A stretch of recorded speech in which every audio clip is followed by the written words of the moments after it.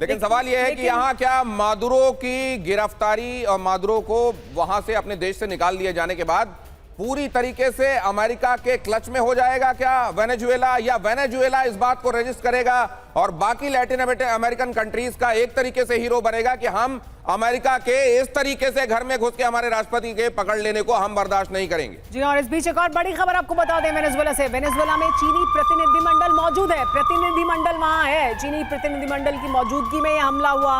Venezuela चीन की बातचीत से नाराज थे। ट्रंप लगातार चीन जिस तरह की बात कर रहा था, चीन के विशेष दूत से 10 घंटे पहले ही मुलाकात भी हुई थी मादुरो की, लेकिन ये जो प्रतिनिधिमंडल था उसके वहां मौजूद होने से कुछ होना नहीं था मादुरो के लिए, उसके वो मददगार साबित नहीं हुआ और मादुरो को कब्जे में भी ले लिया अमेरिका ने और देश के बाहर भी ले गए हैं। वेनेजुएला सरकार का बयान अब आ गया। वेनेजुएला सरकार अभी तक तो ये कह रही थी कि हमको मादुरो के बारे में पता नहीं है, वेयरअबाउट्स के बारे में पता नहीं है। अब ये कह रहे हैं कि कल रात से ही वो गायब हैं। वेनेजुएला सरकार का अब आधिकारिक बयान, मादुरो और उनकी पत्नी देर रात से लापता हैं। कुछ देर पहले वहां की वाइस प्रेसिडेंट का ये मैसेज भी आया था कि हमको उनकी जान की फिक्र है, अमेरिका को उनके जिंदा होने का सबूत देना चाहिए। दुनिया में सबसे बड़े तेल भंडार वाला वेनेजुएला, क्या अमेरिका उस पर काबिज हो गया ये मान लिया जाए या उसके पहले there are many slips between cup and the lips? Tripathi ji, देखिए दिनेश जी, आप कुछ देर पहले बहुत अच्छा डिकोड कर रहे थे बांग्लादेश को और वेनेजुएला को, कि बांग्लादेश में भी एक नोबेल लॉरिएट आदमी को पहुंचाया गया था और यहाँ भी मारिया कोरिना को जिस प्रकार से नोबेल प्राइज दिया गया, इसके बाद उनको बताया गया कि आप जाइए वेनेजुएला को संभालिए। मुझे लगता है कि कहीं ना कहीं ये वेनेजुएला उस ह्यूगो चावेज की धरती है जो अमेरिका को खुला चैलेंज देते थे, और ये जो मादुरो उसके वारिस से उत्तराधिकारी माना जाता है। मुझे अब आगे क्या होगा ये तो देखने वाली बात है। ह्यूगो चावेज की कब्र पर भी बमबारी की गई है, बाकी सैन्य ठिकानों पर बमबारी और ह्यूगो चावेज की कब्र पर बमबारी, ये मैसेजिंग है अमेरिका की तरफ से। जी, ये मैसेजिंग है, ये मैसेजिंग आपने सही कहा कि मैसेजिंग है, क्योंकि 1999 से लेकर के लगातार अमेरिका की जो कंपनियां हैं, अमेरिका के जो हित है वहां पर वो नहीं पनप रहे थे और यही कारण था कि मादुरो खुला चैलेंज दे रहे थे। और देखिए किस तरीके से एक उसको मास्क दिया गया कि पहले नोबेल का शांति पुरस्कार दी। अरे आप सबसे पहले तो ट्रंप को दे दीजिए ताकि दुनिया थोड़ा सुरक्षित रहे। 2026 का जो युग है, जो पहले महीने के 3 तारीख को ही इन्होंने सूत्रपात कर दिया युद्ध से, और ये वो आदमी है जो पिछले 25 में यही कह रहा था कि जहां जहां युद्ध है वहां डोनाल्ड ट्रंप को मुझे लगता नहीं है कि नोबेल पीस प्राइज चाहिए भी।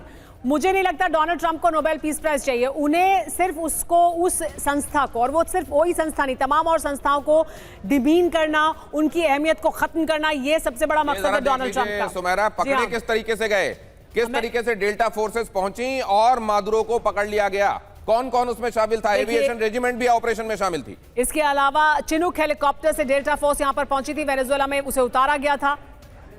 अपाचे से बमबारी के जरिए वेनेजुएला के सैनिकों का ध्यान भटकाया गया। ये दरअसल पूरी रणनीति थी। नेवल बेस पर हमले से भी वेनेजुएला कई फ्रंट पर उलझ गया था। इसमें स्पेशल फोर्सेस के जवान राष्ट्रपति के करीब तक पहुंचे। चिनूक से मादुरो को वेनेजुएला से बाहर निकाल लिया गया, फ्लाई करके बाहर ले जाया गया, और अब वेनेजुएला को यह लग रहा है कि कोई अनहोनी मादुरो के साथ ना हो गई हो, इसलिए वो प्रूफ ऑफ लाइफ भी मांग रहा है। कहां है मादुरो, लेकिन इसकी जानकारी डोनाल्ड ट्रंप देंगे। डोनाल्ड ट्रंप धीरे धीरे और जानकारी साझा कर रहे हैं। चीन का प्रतिनिधिमंडल क्या वहां डिनर करने गया था?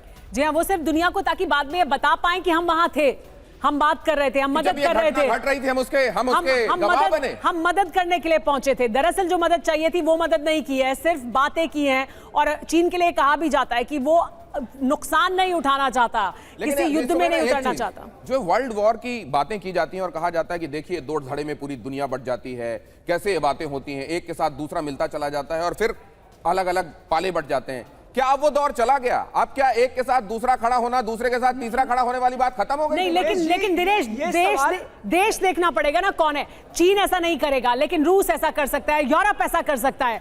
यूरोप में अभी बात कर रहे थे, मनीष कह रहे थे कि ग्रीनलैंड अगला वो हो सकता है। अभी वेनेजुएला के लिए नहीं कुछ कह रहे हैं, लेकिन ग्रीनलैंड के लिए यूरोप बोलेगा। ट्रंप का एक और बड़ा बयान, जरा वो भी दिखा दीजिए। यूनाइटेड स्टेट्स के अखबार को ट्रंप का इंटरव्यू गया है। प्रेस कॉन्फ्रेंस आज रात 9:30 बजे करने वाले हैं, लेकिन उससे पहले सब कुछ बता डालेंगे।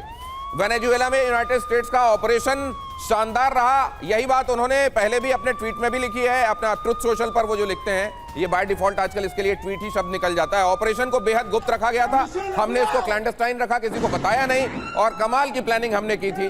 कुल मिलाकर Trump is blowing his own trumpet, और शाम को रात में 9:30 बजे वो उसमें वो माहिर हैं, माहिर हैं, वो करते हैं वो, और जब वो कुछ नहीं करते हैं तब वो अपना बहुत डोल पीटते हैं। तो अब तो वो बहुत कुछ कर चुके हैं वेनेजुएला में, उन्होंने बहुत कुछ हासिल कर लिया, तो अब तो वो और ज्यादा 174वें नंबर की कंट्री पर इस तरीके से करके उन्होंने ये दिखाया है कि जिसकी लाठी उसकी भैंस होती है, यूएन चार्टर वार्टर कुछ नहीं होता है, ये नजीर पेश कर रहे हैं। और कल अगर मान लीजिए अमेरिका से मजबूत कोई देश हो गया तो अमेरिका के साथ यही करे, ये भी एक नजीर स्थापित कर रहे हैं। जी हाँ, ये कर तो रहे हैं, लेकिन अमेरिका के साथ कोई ऐसा करेगा क्या? डोनाल्ड ट्रंप को ये यकीन है कि ऐसा नहीं होगा, और वो दुनिया में अपनी दबदबे को, अपनी ताकत को बढ़ाना चाहते हैं और बनाकर रखना चाहते हैं। अगला टारगेट क्या होगा? लेकिन अभी मनीष ये कह रहे थे संदीप की ग्रीनलैंड अगला टारगेट हो सकता है, यानी यूरोप का भी वो रुख करेंगे। फिर क्या यूरोप के देश ग्रीनलैंड पर वैसे ही खामोश रहेंगे जैसे वेनेजुएला पर रहेंगे?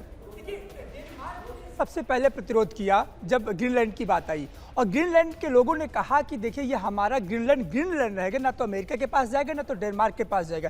मुझे लगता है कि ये दहशत फैलाने की जो जिद है ट्रंप की, वो अपने आप में सफल नजर आते जा रहे हैं। और एक जो सवाल था, दिनेश जी कह रहे थे कि क्या ये थर्ड वॉर जो बार बार चर्चा में आता है, क्या ये कभी आ जाएगा, एग्जिस्टेंस में रहेगा? मैं नहीं मानता हूं कि आज के इस 21वीं सदी में कोई ग्रुपिंग इतनी मजबूत होगी, और इसका फायदा पूरी तरह से अमेरिका ले रहा है। अमेरिका को जहां डर लगता है वो पीछे आ जाता है। ईरान वाले मसले पर हम जब जून में देख रहे थे, लगातार इजराइल और ईरान वर्सेस चल रहा था, तो अमेरिका सिर्फ आवाज कर रहा था, शोर कर रहा था। एक एयर स्ट्राइक ने एक उसके मिलिट्री बेस में ईरान ने अटैक किया था, वहीं से उसकी भाषा बदल गई। एक और बहुत अहम बात है मनीष, हम बार बार वर्ल्ड वॉर 3 की बात करते हैं, लोग इस बात की आशंका जाहिर करते हैं कि देखिए इस तरह के हालात बनेंगे दुनिया में तो क्या दुनिया तीसरे विश्व युद्ध की तरफ आगे बढ़ जाएगी और तीसरा विश्व युद्ध होगा? क्या हमें अलग तरीके से सोचने की जरूरत है? जैसे वर्ल्ड वॉर 1 हुआ, वर्ल्ड वॉर 2 हुआ, क्या उस तरह से वर्ल्ड वॉर 3 नहीं होगा?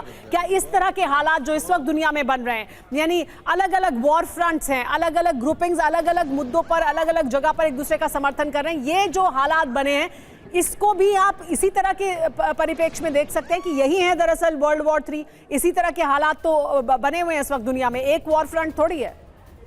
बिल्कुल सही कहा आपने। देखिए, पहले वर्ल्ड वॉर और दूसरे वर्ल्ड वॉर की तुलना में तीसरे वर्ल्ड वॉर में कोई दुनिया दो धड़े में नहीं बटेगी, बल्कि अलग अलग वॉर फ्रंट पर वॉर होते हुए दिखाई देगा और उसका असर पूरी दुनिया पर पड़ेगा। इसी को आप वर्ल्ड वॉर 3 कहिए, और वो प्रोसेस चल रहा है। आज से कुछ साल बाद जब इतिहासकार लिखेंगे तो वो यही कहेंगे कि ये जो टेनोर जो हम और आप इस वक्त रिपोर्टिंग कर रहे हैं, ये वर्ल्ड वॉर 3 का ही टेनोर है।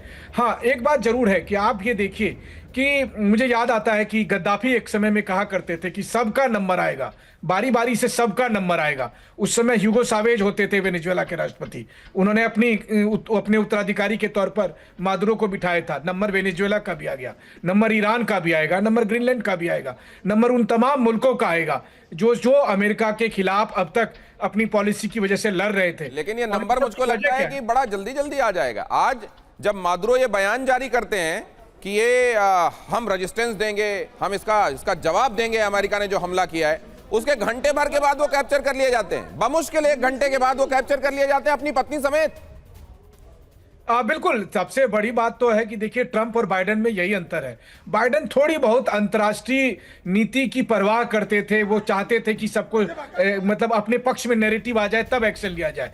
ट्रंप ये काम नहीं कर रहे हैं। ट्रंप आप दादागिरी कह दें, गुंडागर्दी कर दें या वर्चस्व के लिए जो भी आप उसके लिए नाम दें, लेकिन ट्रंप वही कर रहे हैं। आप सोचे ना कि ट्रंप ने अपनी संसद को भी नहीं बताया, यूएन को भी उन्होंने नहीं लिया। जब इराक पर वेपन ऑफ मास डिस्ट्रक्शन के नाम पर सद्दाम हुसैन पर हमला हुआ था, तब यूएन से सैंक्शन लिया गया था कि यूएन की अनुमति के बाद हमला हुआ, लेकिन यहां ऐसा कुछ नहीं किया गया। लीबिया में नाटो फोर्सेस को आगे बढ़ाया गया था, यहां कुछ नहीं किया गया। यहां सीधे उन्होंने अपनी फोर्सेस को भेजा और हमला कर दिया। अब देखिए, चीन को उन्होंने बड़ा संदेश दिया, एक तरह से ह्यूमिलिएट किया कि चीन के स्पेशल इन्वॉय जिस दिन वहां पर थे उस दिन अटैक करके कह दिया कि बच्चे तुम सोचना भी मत ताइवान पर आगे बढ़ने के लिए।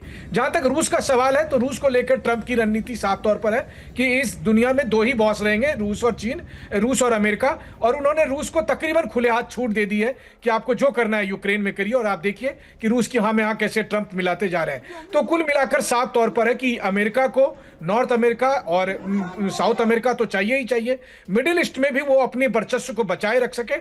इसके लिए मुझे लगता है कि आने वाले अगले कुछ दिन के भीतर ये जो विरोध प्रदर्शन हो रहा है, और अगला कुछ घंटा मैं कह रहा हूं बहुत क्रूशियल इस मामले में है, मनीष, एक बार मादुरो की तस्वीर आएगी मनीष, ईरान जब में आग हम लग जाएगी। अमेरिका की आगे की रणनीति की बात कर ही रहे हैं और जैसा कि आप कह रहे हैं कि मिडिल ईस्ट में भी अपने इंटरेस्ट बनाकर रखना चाहते हैं और साउथ अमेरिका और नॉर्थ अमेरिका में भी, लेकिन इस बीच एक बड़ी खबर आ रही है, बता देते हैं। मादुरो पर व्हाइट हाउस ने बयान दिया है। व्हाइट हाउस की तरफ से मादुरो पर जो आधिकारिक बयान दिया है उसमें कहा है कि मादुरो के खिलाफ सफल ऑपरेशन किया गया अमेरिका द्वारा। मादुरो और उनकी पत्नी को देश से निकाला गया है, देश से बाहर ले जाया गया, यानी वेनेजुएला से बाहर ले जाया गया। यूएस एजेंसियों के सहयोग से इस ऑपरेशन को अंजाम दिया गया। तो जो डोनाल्ड ट्रंप बता चुके हैं, अब उसका आधिकारिक बयान व्हाइट हाउस की तरफ से दिया जा रहा है, जिसमें बताया जा रहा है कि दरअसल क्या हुआ है मादुरो के साथ। मादुरो को बाहर ले जाया गया, एजेंसियों की मदद ली गई, सफल ऑपरेशन था, जो ट्रूथ सोशल पर पहले ही डोनाल्ड ट्रंप बता चुके हैं। डोनाल्ड ट्रंप पहले ही बता देते हैं, आधिकारिक बयान आने से पहले वो तमाम जानकारी दे देते हैं मनीष। लेकिन देखिए, जब ये बात हो रही है कि नॉर्थ अमेरिका और साउथ अमेरिका पर अमेरिका अपना कब्जा पूरी तरह से चाहता है, मिडिल ईस्ट में अपने इंटरेस्ट को बनाकर रखना चाहता है और वहां पर भी अपना वर्चस्व बनाकर रखना चाहता है, एशिया पैसिफिक का क्या? देखिए, एशिया पैसिफिक में सीधी तौर पर अमेरिका की मंशा है चीन को कंटेन करना। और ये आप कह सकते हैं कि पिछले दिनों हमने देखा कि $11 बिलियन से अधिक मूल्य के हथियार देने का ऐलान कर दिया अमेरिका ने ताइवान को।